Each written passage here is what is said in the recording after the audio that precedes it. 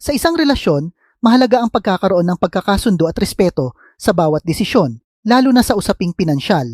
Tulad ng sabi ni John Gokongwei, "The most important decision you have to make in your life is whom you're going to marry.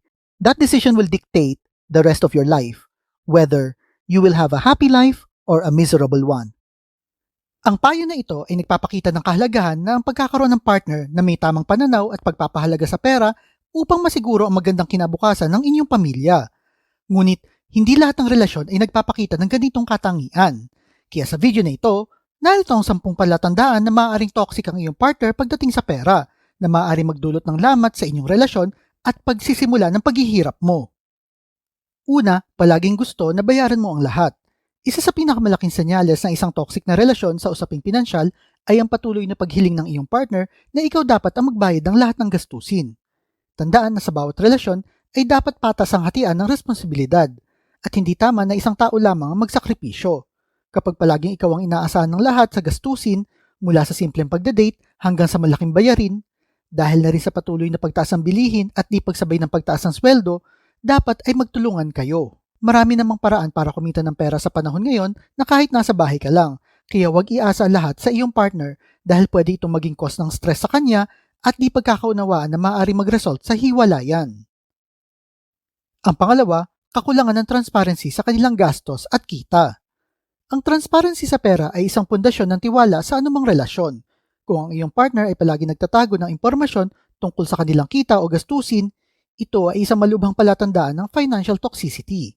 Ang hindi pagiging bukas sa mga pinansyal na detalye ay maaari magdulot ng malalim na lamat sa tiwala at magpatindi sa hindi pagkakaunawaan. Sa malusog na relasyon, mahalaga ang pagkakaroon ng shared financial goals at open communication tungkol sa pera upang masiguro na magkatugma kayo ng financial goals sa buhay. Ang pangatlo, gumagamit ng pera para kontrolin ka. Ang paggamit ng pera bilang isang kasangkapan upang kontrolin ka ay isang seryosong uri ng emotional abuse. Halimbawa, kung ang iyong partner ay pinipilit kang gawin ang mga bagay na hindi mo gusto kapalit ng financial support, o ikaw ay pakiramdam mo na kailangan mo sumunod sa kanila dahil lang sa sila ang may kontrol ng pera, ito ay isang senyales ng toxicity. Ang ganitong uri ng kontrol ay nagpapakita ng kawalan ng respeto sa iyong kalayaan bilang individual at naglalagay sa iyo sa isang sitwasyon kung saan hindi mo magagawa ang mga desisyon mo para sa iyong ikakabuti.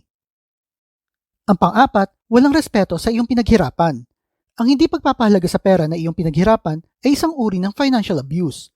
Kung ang iyong partner ay walang pakialam sa perang kinita mo at ginagamit ito ng walang pakundangan, tulad ng paggastos sa malalaking bagay na hindi mo naman talaga kailangan, o hindi sumasang-ayon sa inyong pinagsamang financial goals, ito ay nagpapakita ng kawalan ng respeto sa iyong perang pinaghirapan. Ang ganitong uri ng ugali ay maaari magdulot ng sama ng loob at maaari maging dahilan pa ng malaking gulo sa inyong relasyon. Ang panglima, iniiwasan ng pag-uusap tungkol sa pera.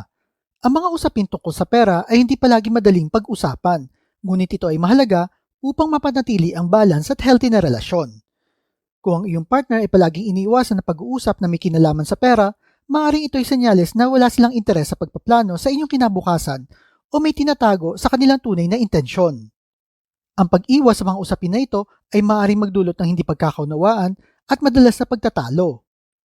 Ang open communication tungkol sa pera ay mahalaga upang maiwasan ang hindi pagkakaintindihan at upang mapanatili na bilang partner ay patungo kayo sa iisang direksyon.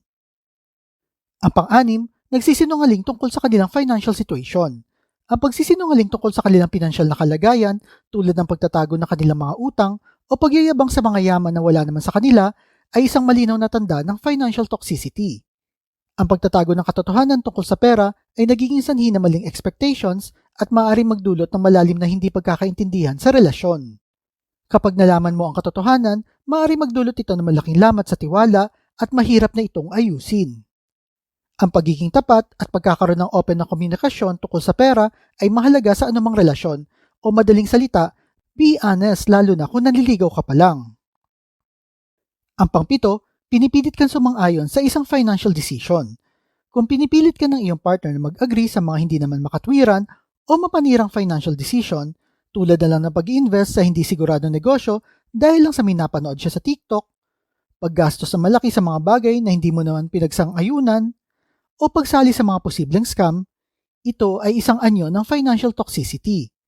Ang ganitong mga desisyon ay hindi lamang inilalagay ang inyong pera sa peligro, kundi nagdudulot din ito ng stress at tension sa inyong relasyon.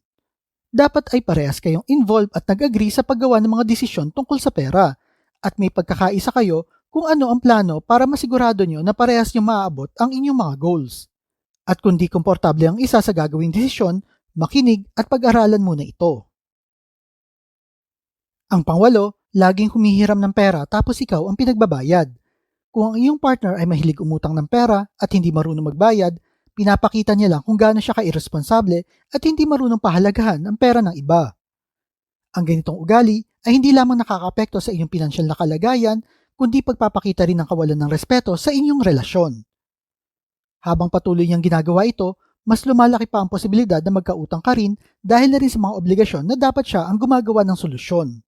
Tandaan, ang isang responsableng partner ay marunong tumupad sa mga pangako, lalo na pagdating sa pera. Huwag hayaan na ikaw ang bumalikat sa kanyang mga pagkukulang. Dapat ay magtulungan kayo. Hindi ikaw yung palaging naiipit. Ang pangsyam, madalas na pagtatalo tungkol sa pera. Kung ang pera ang laging dahilan ng inyong pagtatalo, ito ay malubhang senyales ng financial toxicity. Ang pera ay dapat isang kasangkapan upang pagyamanin ang inyong relasyon, hindi para sirain ito. Kapag ang pagtatalo tungkol sa pera ay naging madalas at paulit-ulit, maaaring ito ay senyales na may malalim na isyu kayo sa inyong relasyon na kailangan niyong ayusin. Ang hindi pagkakasundo tungkol sa pera ay maaaring magdulot ng stress at maging sanhi ng pagkakalayo ng damdamin sa isa't isa. Higit pa rito, maaari itong magbunga ng kawalan ng respeto at tiwala sa isa't isa na siyang pundasyon na isang malusog na relasyon. Kung hindi ito agad maaksyonan, ang malilit na usapin sa pera ay maaaring lumaki at maging sanhi ng hiwalayan. Ang pangsampu, di pagsuporta sa iyong personal financial goals. Ang isang healthy na relasyon ay nagbibigay ng suporta sa personal growth ng bawat isa, kabilang na dito ang personal financial goals. Kung ang iyong partner ay hindi sumusuporta sa iyong mga financial goals tulad ng pagtitipid para sa kinabukasan, pagbabayad ng utang o pag-i-invest sa edukasyon, ito ay nagpapakita ng kawalan ng interes para mapabuti ang buhay nyo at respeto sa iyong mga pangarap. Ang pagkakaroon ng iisang vision tungkol sa pera ay mahalaga upang masigurado na magkaparehas kayo nakatuon sa pagkamit ng inyong mga goals. Sa huli, ang pagkakaroon ng partner na toxic pagdating sa pera ay maaaring magdulot ng malalim na problema sa inyong relasyon. Mahalaga ang pagkakaroon ng bukas na komunikasyon, respeto at transparency upang mapanatili ang balanse at ang malusog na pagsasama. Kung nararamdaman mo na ang iyong partner ay nagpapakita ng mga senyales ng financial toxicity, mahalagang pag-usapan ito ng maayos. Tandaan na ang isang relasyon ay dapat magdala ng seguridad, suporta at kaligayahan, hindi ng takot at pagkabalisa dahil sa pera. Ikaw ba, toxic ba ang partner mo pagdating sa pera? Type mo naman sa comment section below.